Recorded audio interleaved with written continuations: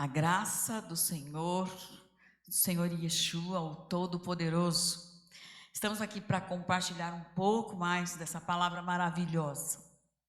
E hoje nós vamos falar sobre a descida da Nova Jerusalém.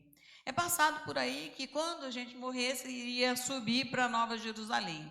Mas a palavra de Deus, lá em Apocalipse capítulo 21, fala sobre a descida da Nova Jerusalém, que foram a descida dos apóstolos, que foi mais ou menos na época que Jesus nasce.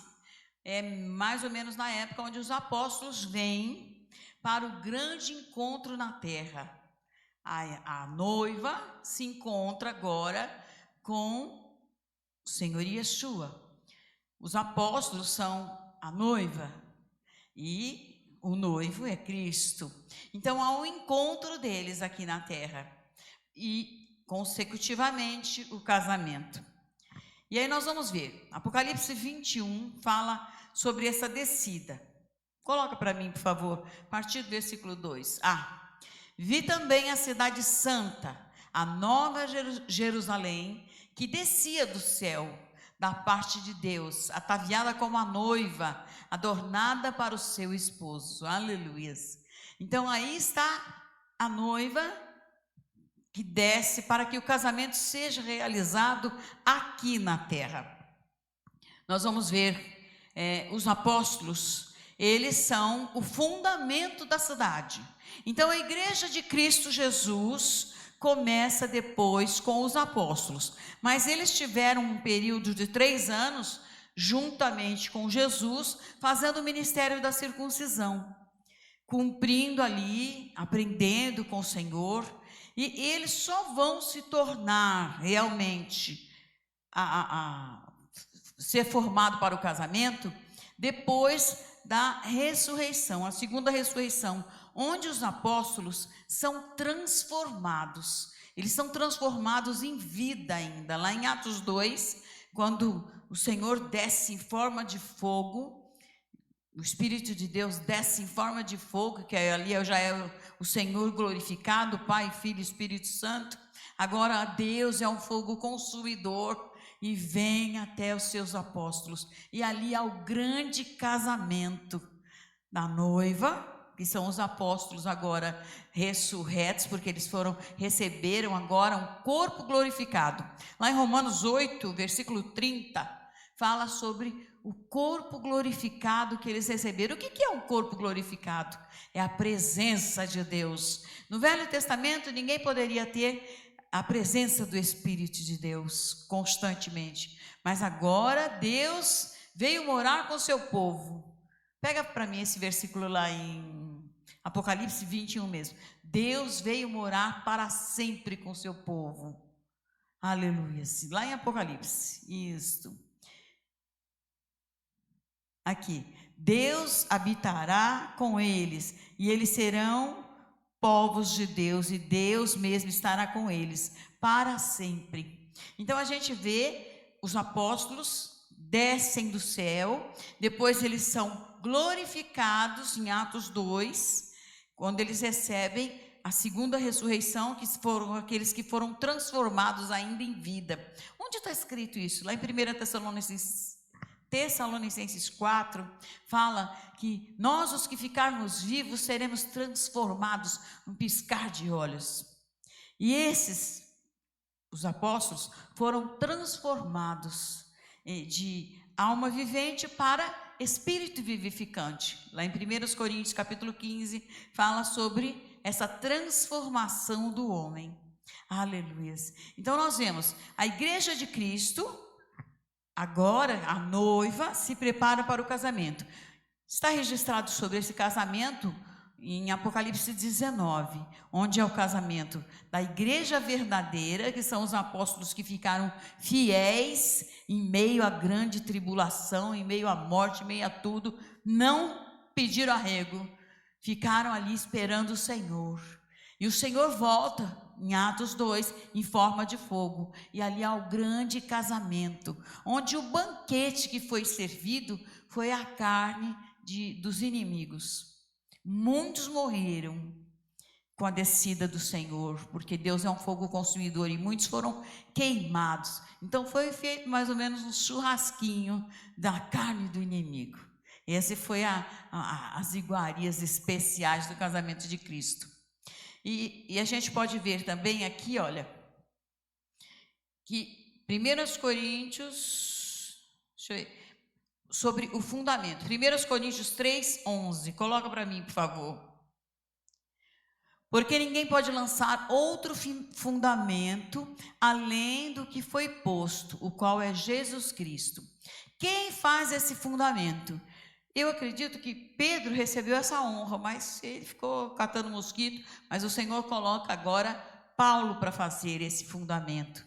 Esse fundamento onde Deus, através dos seus apóstolos, dentro dos seus apóstolos, vai fazer uma grande obra. E aí eles começam a fazer sinais, prodígios e maravilhas.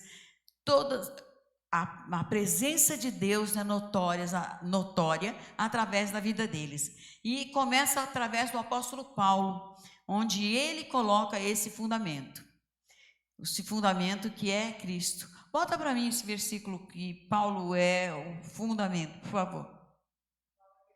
Segundo a graça de Deus que me foi dada, lancei o fundamento como prudente construtor, e outro edifica sobre ele. Porém, cada um veja como edifica.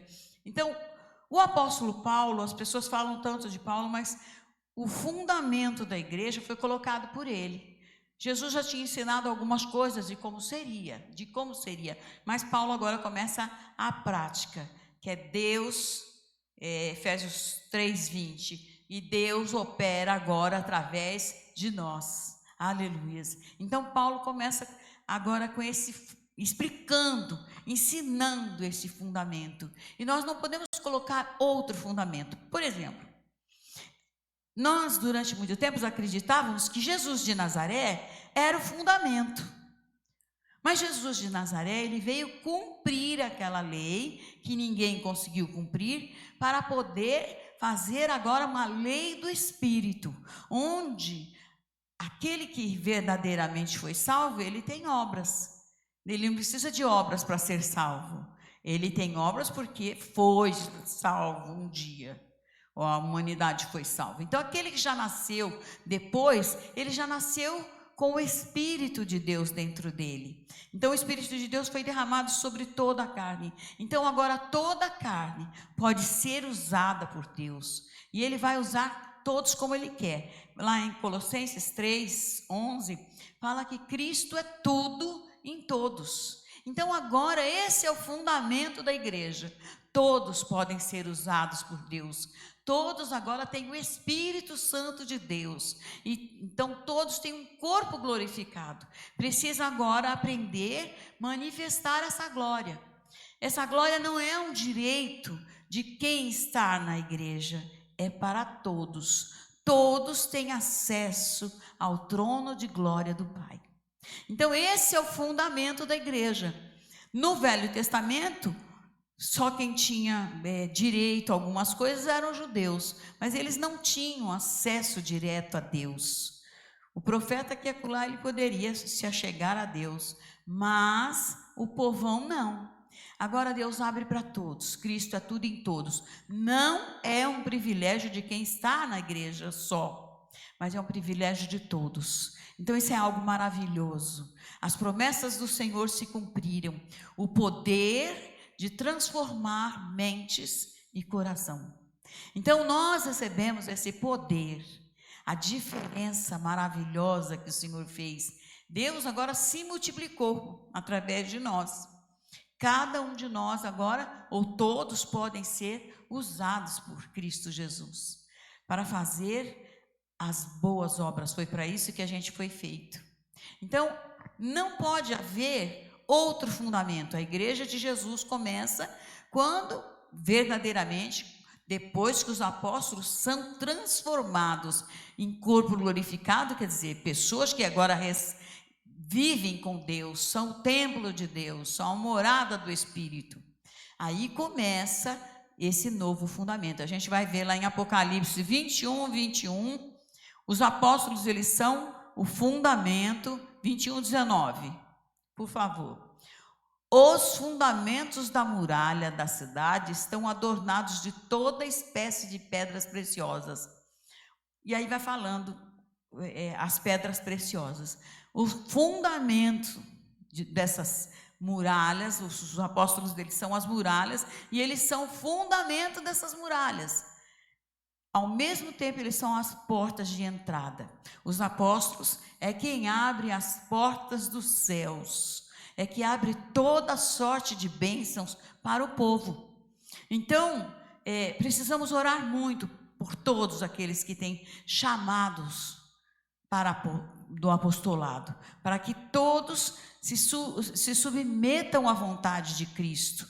Não mais possam viver eles, mas Cristo viva através deles. E eles possam realmente abrir essas portas, as portas do reino espiritual, as portas que trazem do porvir toda sorte de bênção espiritual, que são incontáveis.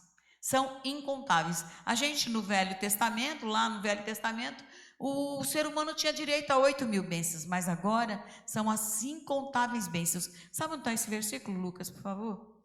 Fala sobre as incontáveis bênçãos que nós recebemos. Então, Deus já não faz mais diferença entre o povo que vive lá em cima e o povo que vive na terra. Somos um povo só, abençoado com as incontáveis bênçãos. Aleluias. Depois a gente coloca esse versículo das incontáveis bênçãos. Então, vamos ver se ficou bem claro. A igreja, Cristo, ele faz todo um trabalho. Ele desce os apóstolos, que são pessoas diferenciadas da raça humana, que vieram para formar o reino de Deus na terra. Ele envia de lá os apóstolos. E aí, eles passam por um período aqui, onde eles se tornam homens, agora precisam receber a glória de Deus. Em Atos 2, eles recebem a glória de Deus, e essa glória foi para todos que nasceram dali em diante. O que é a glória de Deus? É a presença de Deus. Todos receberam esta presença automaticamente, depois que nasce, já nasce com o próprio Espírito de Deus. Foi derramado para todos, para que todos tenham acesso, para que todos possam ser dirigidos, ouvir a Deus, viver as incontáveis bênçãos. Achou? Não sabeis que sois santuário de Deus?